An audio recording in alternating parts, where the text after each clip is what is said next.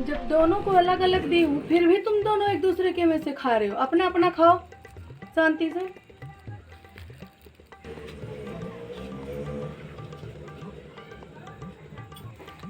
Mummy, Kartik आपको चिढ़ा रहा है पीछे से। जाके शांति से बैठो, अपना लिखो, पढ़ाई करो और खाओ।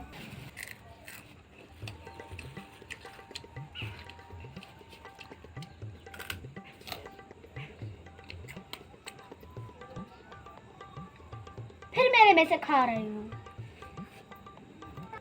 मम्मी, मैंने ले लिया, दी मुझे मार रही है। मैं अलग अलग दी थी, उसके बावजूद तुम दोनों लड़ रहे हो ना। काम आराम से नहीं करने दोगे मुझे। कुमारी क्यों? अगर तुम्हारे में से ले लिया, उसी के जितने तुम हो, तुम तो उससे बड़ी हो ना। खा लिया तो क्या हुआ? बड़ी बहन हो उसकी, सब्र करना चाहिए, पर सब्र नहीं है। हाथ बहुत जल्दी उठता है तुम्हारा। कितनी बार समझाई हूँ उसको मत मारा करो, मत मारा करो, पर तुम नहीं मानती।